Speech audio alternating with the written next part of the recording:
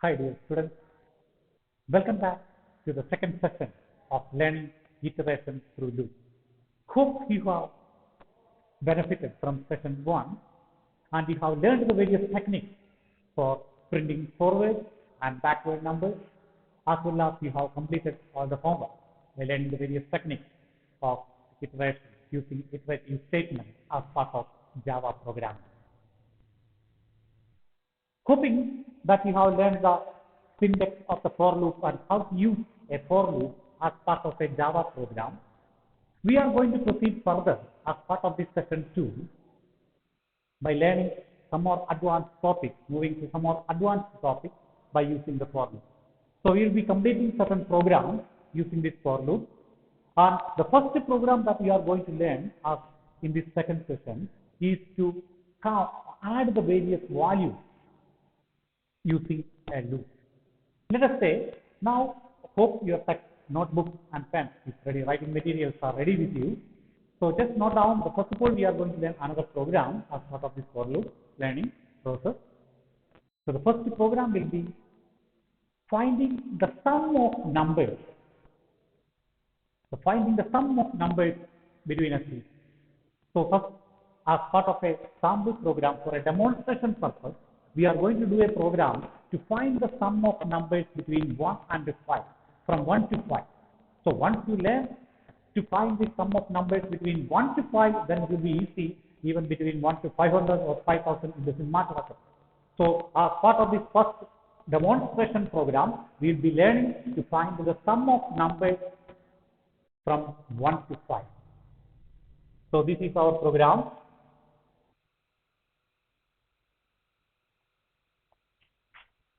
Sum of numbers from 1 to 5. So for this, as you know, definitely when you use a for loop, a loop control variable is a must and essential part. And apart from that one, and since we have to find the sum of numbers, so we are going to need some other variables as well, which we will be learning through. Now let us see the program first. So first of all, we will focus upon the program, followed by how we will explain how these things can be done. So first, let us have the function.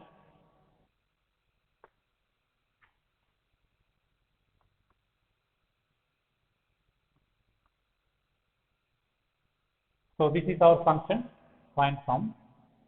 As part of this program, definitely we need some variables, and one variable is of course a loop control variable. Apart from that one, we also need a variable to store the sum of these numbers also. So we will be requiring mainly two variables, integer I, which is a loop control variable, and the second variable will be sum itself. And this variable we will initialize to 0, since we are going to find the sum. And why we initialize to 0, that we are just about to see. Now we will proceed with our for loop. Definitely, as part of the for loop is used for iterative statement, and now this loop control variable must iterate from 1 to 5, since our task is to find the sum of numbers from 1 to 5. So the loop control variable will be initialized with 1.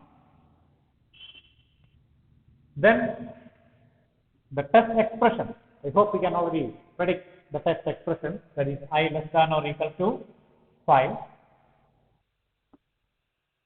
and I plus plus.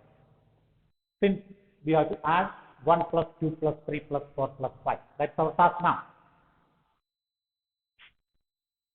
So as part of the loop body, we don't have to print anything in the loop body, because as part of the loop body, our main task is to find the sum of numbers, to calculate the sum of numbers between 1 and 5. Therefore, here we will be using a statement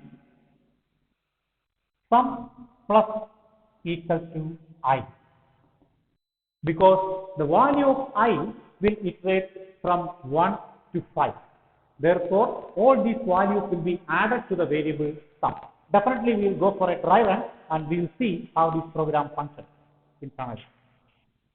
Once the loop is over, now we will be in a position to print the value of this sum.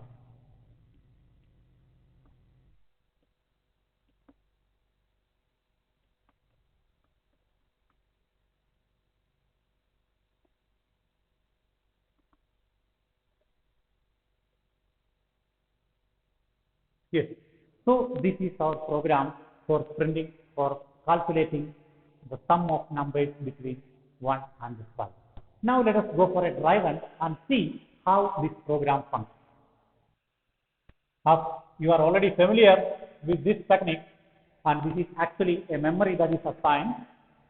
So as you declare these two variables, definitely memory will be allocated for I as well as sum inside the RAM. And now we will have this output also here. And here this output is not a sequential output. Only one number is to be printed, that is the sum of the numbers. So we will see how it works. And since the first statement is executed, integer I, it is not initialized yet, and sum is another variable, our second variable, but the second variable is already initialized to 0. And sum is 0 here.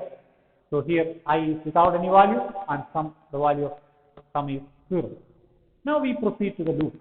I hope you are very clear about the order in which the various expressions and statements within a loop are executed. And for your, if not, just go through the first session once again and definitely revise that part. But for your information, for a quick recap, we will summarize.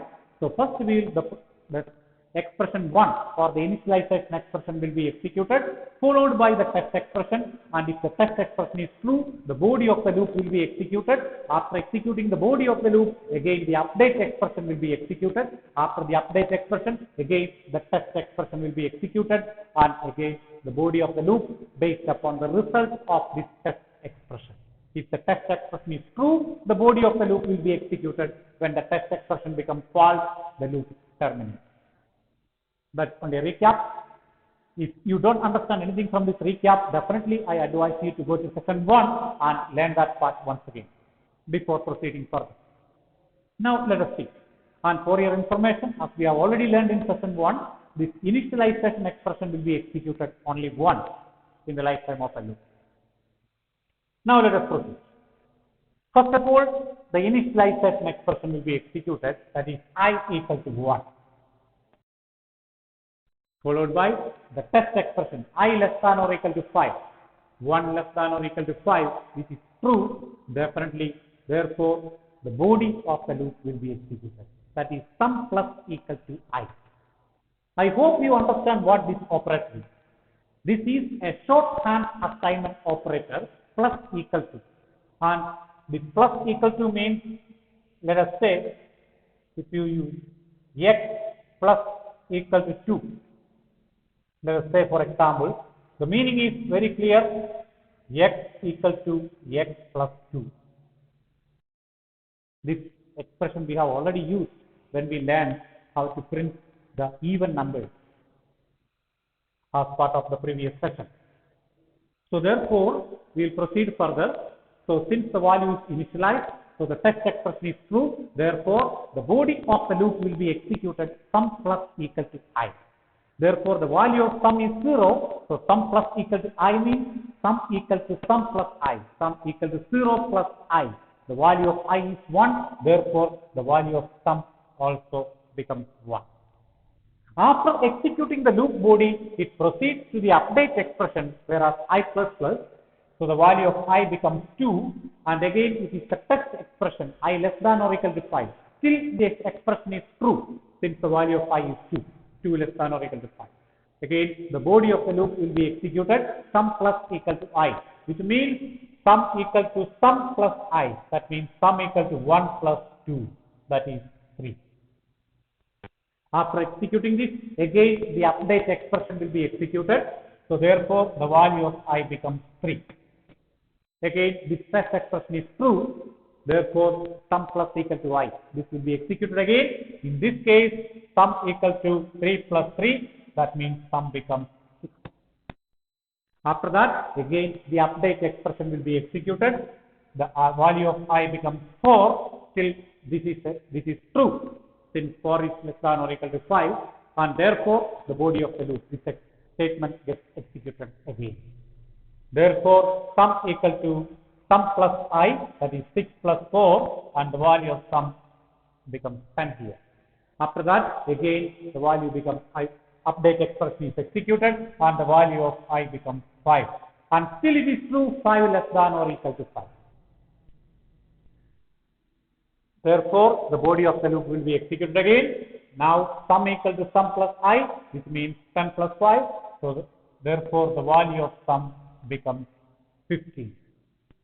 And now, again, after this body is executed, the update expression will be executed again, and the value of I becomes 6.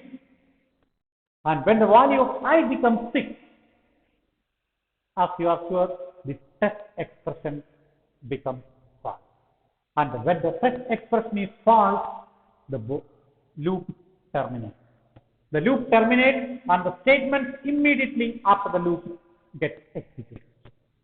Therefore, the value of sum is executed, sum is printed to the standard output device, and now what is the value of sum? Here it is 15, therefore 15 will be printed on the screen. And this is the value of 1 plus 2 plus 3 plus 4 plus 5. 15. So this is the sum of numbers from 1 to 5. See how we have used that through a loop. And the procedure is saying to find the sum of numbers between any numbers, let it be from 1 to 5 or 1 to 500 or 1 to 100 or from 500 to 1000. It doesn't matter. Only thing is that you have to change the initialization expression as well as this test expression. By changing this initialization and test expression, you are in a position to find the sum of numbers between any series. So this part is clear to you. So this is our first technique that we are going to learn as part of this session 2. And if you are clear with this session, next before we are going to learn another technique. Before that, just have a final look at this point, at this program, how the sum of numbers are found. Definitely, other than the previous programs that we have learned, we used a separate variable, and that variable was used for storing the value of the sum of numbers. Therefore, if you are clear about this program, now you are in a position to find the sum of numbers between any series. That will be from 1 to 1000 or from 1000 to 10,000. Doesn't matter. Only thing is, you have to change the value of this initialization expression as well as this test expression accordingly. You will be able to find the sum of numbers between any number. Another thing is to find the sum of numbers between 1 to n. Definitely you have learned as part of the chapter function, you have learned how to accept parameters, how to accept values to a function using parameters. Definitely we will see, suppose you wanted to find the sum of numbers from 1 to n, where you do not know the number of n, the value of n, but the value of n will be given by the user or it comes from outside. In that case also it is very simple. So only change that you can make is as part of the function prototype. Here a value will be accepted as integer n, and this, let us assume that this value is given by the user. Let it be any value, and instead of I less than or equal to 5, we will just use I less than or equal to n, and that you will be able to find the sum of numbers between 1 to n, and you decide the value of n here. Let it be 1000, 5000 or 10,000. Doesn't matter. The program works. After learning to find the sum of numbers, the next technique that we are going to learn as part of this second session is to find the factorial of a number. I hope you are all familiar with the factorial of a number. Let us say, what could be the factorial of 5? 1 into 2 into 3 into 4 into 5. Now you have just learned how to find the sum of numbers. Now instead of adding, you are going to multiply. That's only difference it has to be. So we will finding factorial using loop. Finding factorial of a number.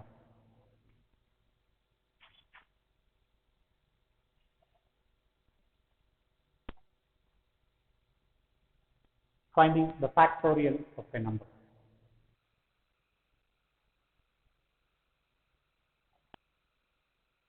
For learning this factorial programming, definitely we will be using the factorial, the number as a, we will accept this number as a parameter to a function.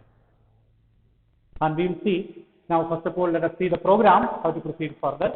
Afterwards we will go for explanation. Then first of all let us create a function that accepts any number. And once the program is over, we will test this program with some sample values.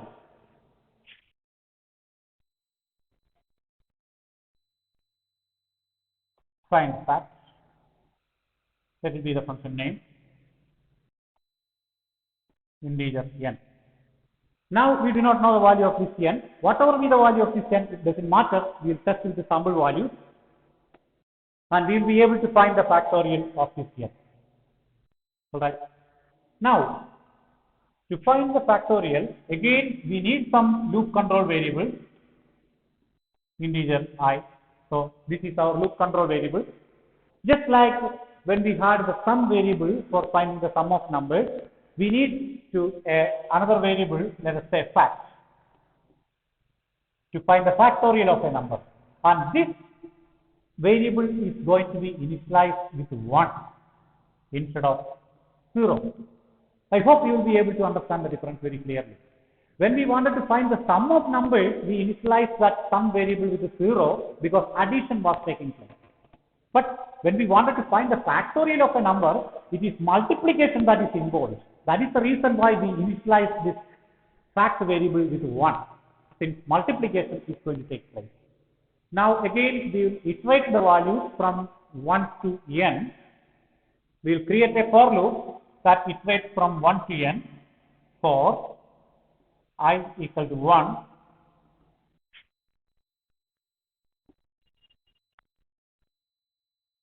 I is less than or equal to n I plus. So inside this loop all body, we are not going to print anything. We are just going to find the value for this variable. That's our task. Let's say fact star equal to I. I hope you are able to understand this operator. This is also a shorthand assignment operator. Fact star equal to I means fact equal to fact into I. Just like the previous example that we have seen, where the addition was applied. And for your information, and this is only the single statement that is needed as part of the loop. And just for your information, since this fact is already initialized with 1, it is not necessary to initialize this loop control variable with 1. And it is initialized with 1 only for your clarity. Okay, it can be also initialized with the 2, still it will produce the same result as it is. Anyway, this is only for clarity purpose, so therefore we will proceed. And after that, once this loop is executed, and once this loop terminates, after executing this body several number of times, that depends upon the value of this n, which we are about to test with the sample value, then we will be able to print the value of this fact, which will be the factorial of n.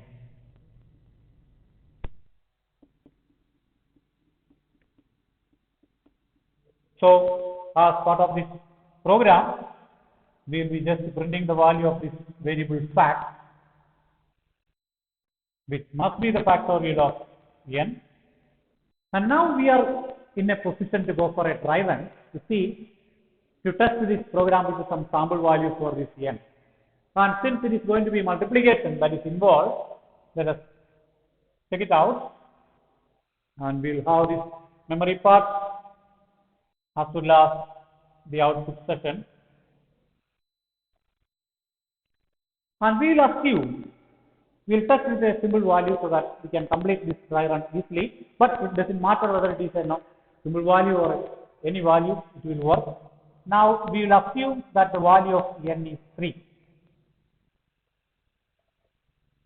It can be 30, 300 or 3000, doesn't matter, the program works in the same way. We will assume that the value of n is 3. Alright, so definitely this value also will have, so we have one variable n here, and which is 3, and our second variable is I, which is not at initialized, and our third variable is fact, which is already initialized with 1. Alright, now let us come to the loop. We start executing the loop. As you already know, the first statement that will be executed is the initialization expression, which is I equal to 1. Then the next one is test expression, I less than or equal to n. So the value of I less than or equal to n, 1 less than or equal to 3. It is true. So therefore, the body of the loop will be executed fact star equal to I, which means that fact equal to fact into I. That means 1 equals fact equal to 1 into 1, which is again 1.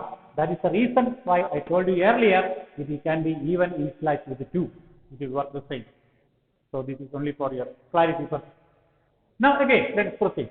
After that, the update expression will be executed, which is I plus plus. I will be 2 now, and again the test expression 2 less than or equal to 3. That is also true. Therefore, the loop body will be executed once again, fact equal to 1 into 2. That means the value of 2 will be, fact will be 2. After which the update expression will be executed again, and the value of I becomes 3. Now again 3 less than or equal to 3. It is true.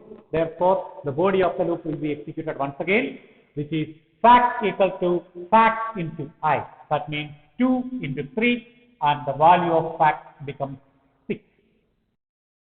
After which the update expression will be executed once again, and the value of I becomes 4, and in this case 4 less than or equal to 3. That becomes a logical expression which is false, thereby terminating the loop. So when the loop is terminated, remember the value of the fact is 6, and which is the factorial of 3. This is the sample value, and we can test. I advise you to test this same program with a different values. Let us make it 5, 10 or 15, doesn't matter. Test this program with the different values at home as part of your homework. So definitely you will be able to understand how this program works. And for understanding any program with loops and for learning this loop, this dry run technique is very essential, and this will help you to understand what happens internally when a loop is executed.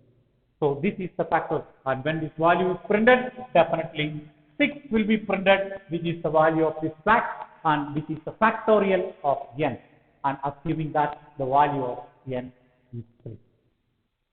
Now I hope you have already learned how to find the factorial of a number using this program, and have a final look at this program before proceeding further. So definitely for finding the factorial, it is necessary that we have a loop control variable as well as another variable to store the value of this factorial, and we have a value which is accepted as a parameter to a function, and this value will determine, okay, and this value can be tested with any value. And I hope, and once again I advise you to test the same program with a different values. Give different values instead of 3, give different values for this n, and then test the program and see how it provides the proper output each time, regardless of the number that is provided. Okay, so now we are proceeding further to our next topic, and that is, now you are in a position to use the for loop in various forms. So definitely, as you know, the practice is not yet over, so we will be having few homeworks at the end of this session. Before that, I need you to get you introduced to the various for loop variants. So actually, you are knowing how to use the for loop in various ways. So now you have learned to use different techniques with the for loop. First of all, you have learned to print some numbers, like printing from 1 to 100. So printing numbers in the forward order as well as in the reverse order. You have also learned another technique of finding the sum of numbers between a series. Also, you have learned a technique of finding the factorial of any number at all. So after that, now you are in a position to understand the various for loop variations. That is our next topic, for loop variations. So, though there is a syntax for a for loop, as part of the for loop syntax, we have learned that there are mainly 3 expressions followed by a loop body. But in real programming, there are lots of variations that can be added to a for loop. Lot of variations can be added. It is not necessary. Sometimes we can go out of this syntax also. Okay. So one of the first variations that we'll be adding as part of this for loop is multiple initialization and test update expression.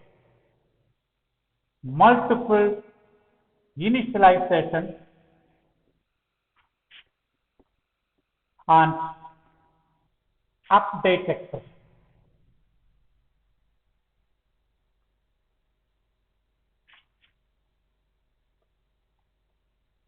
Multiple initialization and update expression. As part of our previous programs, we have seen that only one initialization and only one update expression was used in our previous program. But that was because only one loop control variable was used. But definitely the loop control variable will be mainly one that will be used in the test expression. But other than that, it is also possible to use any number of variables as part of a loop, though only one variable will be considered as the main loop control variable, which will be used as part of the test expression. Now we are going to learn this concept through an example, how we will be able to initialize multiple variables as part of the same loop. Let us see this example. This is also only a program segment, not a complete program. So where integer x and y, we will be using two variables, integer x and y. And this x and y are the two variables that we will be using as part of this loop. Now let us proceed to the loop itself. For x equal to 1, comma, y equal to 9, semicolon. See, the semicolon is placed only after the initialization expression or expressions are over. So the rest of the things are separated by a comma. Now we have the test expression, x less than or equal to 9. Let's see. And now we are going to have multiple update expressions as well. We will be using x plus plus, comma, y minus 9. See here. Here, as part of the loop, we have two initialization expressions as well as two update expressions. Now we are going to print this variable. Let us see what happens as part of the output. System.out.println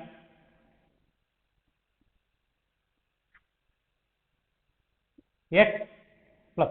This is not the plus addition, but this is the concatenation operator of which you are sure. So we will separate it with a colon, another concatenation operator used along with. Now will you be able to predict the output of this program, where we have used multiple initialization and update expressions. So definitely the value of I, as you go through this loop, the value of x will iterate from 1 to 9, and whereas the value of y will iterate from 9 to 1 in reverse order. So definitely this one, first of all, the value of x will iterate from 1 to 9 and the value of y will be from 9 to 1. So this is going to be the output of this particular program, or we can just have this driven technique that we have learned in our previous session to test this output once again.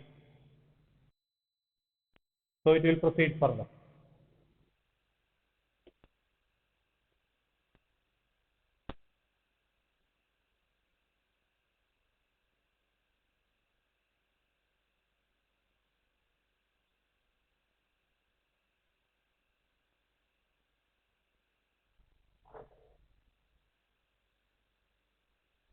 This is going to be the output of this particular program.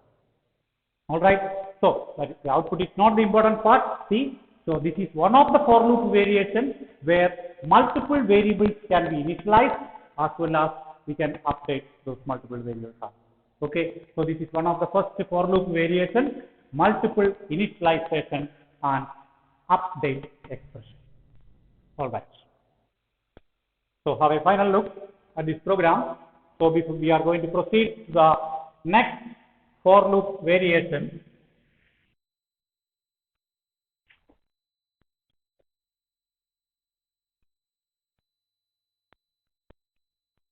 that is optional expression. We are going to have some optional expression.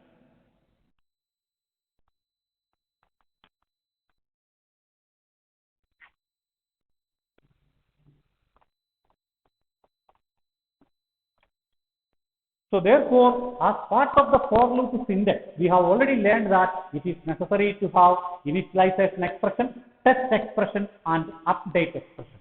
But at the same time, as part of the for loop variations, you must understand that it is not necessary all the time to use all these expressions as part of a loop. For example, sometimes the initialization of a loop control variable can be done even outside the loop. So that point we'll be learning through an example. Just have a look at this example. We'll see how it can be done. So instead of creating integer I equal to 1, see. So here I is a loop control variable which is initialized outside the loop. Then what we will do as part of the loop? So here the first statement is supposed to be the initialization expression, but we have already initialized that variable outside the loop. Therefore, just a semicolon or an empty statement will be sufficient to create this optional expression. Now we will be proceeding further, like I less than or equal to 10, I plus. As part of this loop, either you can print I or you can find the sum of values or do any other task with this program. Okay, all right. So therefore, we will be able to skip this initialization expression. So instead of creating this initialization expression as part of the loop, we have created this initialization expression just outside the loop. So that is another for loop variations that can be done. In the same way, even these update expressions can be used separately, which will be see as part of the next point. So therefore, our next for loop variation is creating an empty loop, or even an empty loop can be created. This part of this empty loop also we will see with the help of an example. This printing from 1 to 10 can be done even using an empty loop. Let us see how it can be done. Integer I equal to 1. See, the initialization expression is given outside the loop. So, as part of the loop, there is going to be supposed to be 3 expressions, but instead of using 3 expressions, we will be just creating it as an empty loop. Nothing is there. No initialization, no test expression, no update expression. And inside the loop, we will be using still. So therefore, the update expression is required, test expression is required. So the loop is supposed to print from 1 to 10. Definitely, there must be something done inside the loop body. Otherwise, it will become an infinite loop, about which we will have a later discussion. So we are going to use a conditional construct, that is if here. If I is less than or equal, I is greater than 10, we are going to use a break statement which will terminate the loop immediately. As we have already learned, so this break is a branching statement. A break is a statement that can be used to terminate a loop. Whenever the break statement is encountered, that block terminates immediately. So therefore, here, this case, whenever the value of this I becomes greater than 10, the loop will get terminated immediately. So that is the purpose of this statement here. So therefore, after that, we can have a printing statement also. Out.println. So we can print the value of this I. The value of this I can be printed here. But if you just do this one, then the update expression is not there. So therefore, this update expression can be done given in two different ways. Either we can update it here, I++ or separately, but it is not essential since it is only an increment operator that can be used. You can use it as part of the output expression itself. System.out.println I++, which will be used with the suffix version of the increment operator. See, now this looks like an empty loop because there is no initialization expression, no test expression, or no update expression. But actually, all these expressions are there in other different parts.